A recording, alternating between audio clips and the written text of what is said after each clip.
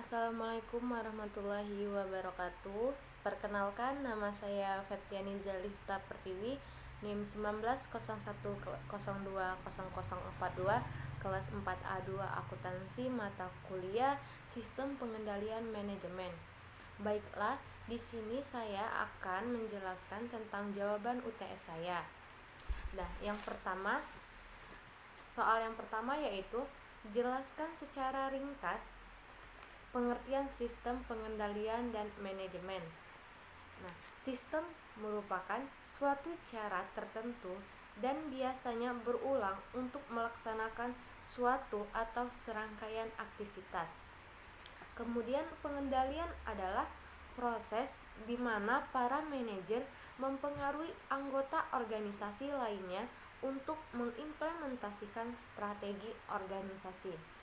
Kemudian manajemen merupakan sebuah organisasi terdiri dari sekelompok orang yang bekerja bersama-sama untuk mencapai tujuan tertentu bersama.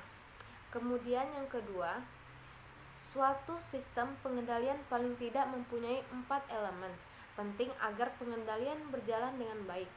Sebutkan dan jelaskan.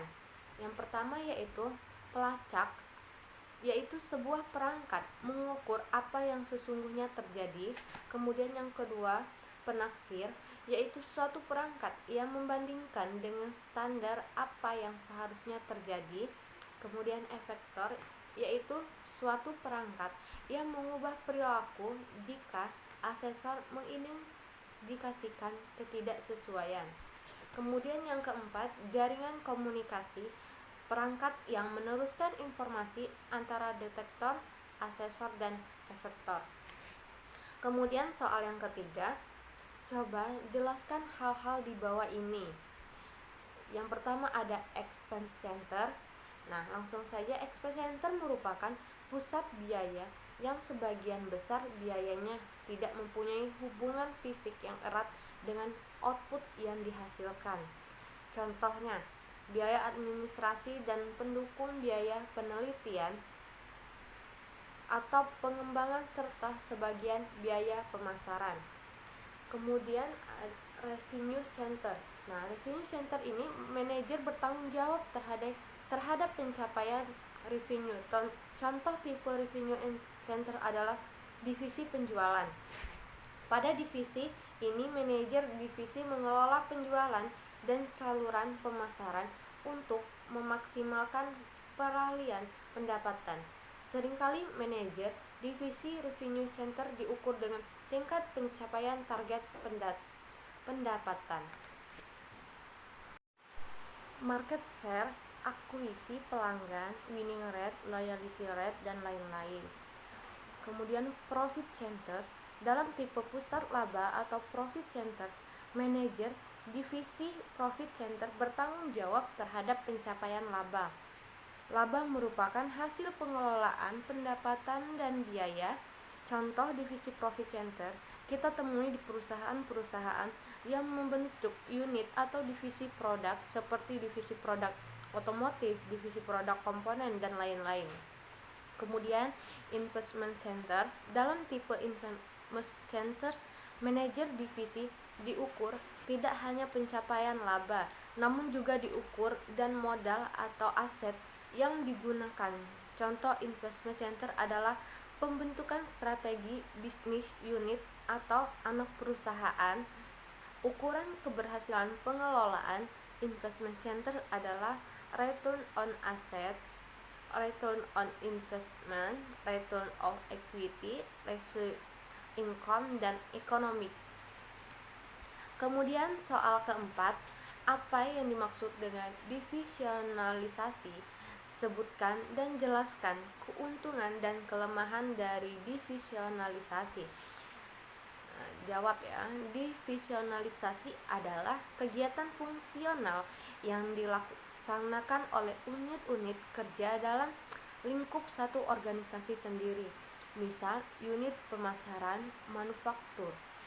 Nah, keuntungannya yaitu kecepatan dalam pengambilan keputusan operasional akan dapat ditingkatkan karena banyak keputusan yang tidak usaha kita sampaikan terlebih dahulu kepada pihak atasan untuk mendapatkan pertimbangannya. Kemudian kualitas dari kebanyakan keputusan dapat lebih ditingkatkan lagi karena keputusan-keputusan tersebut langsung dibuat oleh pihak-pihak yang lebih kenal dengan situasi dari kondisi lingkungan. Kemudian, pihak manajemen di kantor pusat akan terbebas dari tugas pengambilan keputusan sehari-hari dan oleh karenanya akan dapat lebih mengkonsentrasi kegiatan mereka untuk aktivitas-aktivitas yang lebih tinggi.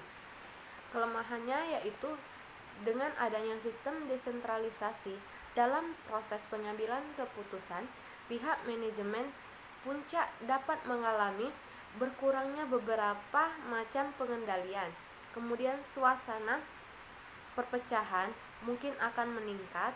Kemudian terdapat kecenderungan yang seolah-olah lebih mementingkan keuntungan dalam jangka pendek dan mengorbankan keuntungan-keuntungan jangka panjang. Kemudian usaha penerapan metode divisionalisasi ini mungkin akan mengakibatkan adanya tambahan biaya karena tambahan tenaga manajemen dan tenaga staf. Kemudian soal kelima, apa yang dimaksud dengan pusat pertanggungjawaban itu dan apa tujuan yang hendak dicapai dengan membentuk suatu pusat pertanggungjawaban? Jelaskan. Nah, kita jawab yaitu pusat pertanggungjawaban adalah unit organisasi yang dipimpin oleh manajer yang bertanggung jawab terhadap aktivitas pusat pertanggungjawaban yang dipimpinnya. Tujuannya yaitu satu, sebagai basis perencanaan, pengendalian, dan penilai kinerja manajer dengan unit organisasi yang dipimpinnya. Kemudian yang kedua, untuk memudahkan mencapai tujuan organisasi. Dan yang ketiga, memfasilitasi terbentuknya goal congruence. Yang keempat, mendorong kreativitas dan daya inovasi. Dan yang kelima, sebagai alat pengendalian anggaran. Nah, itulah hasil jawaban UTS saya. Kurang dan lebihnya saya mohon maaf. Kepada Allah saya mohon ampun.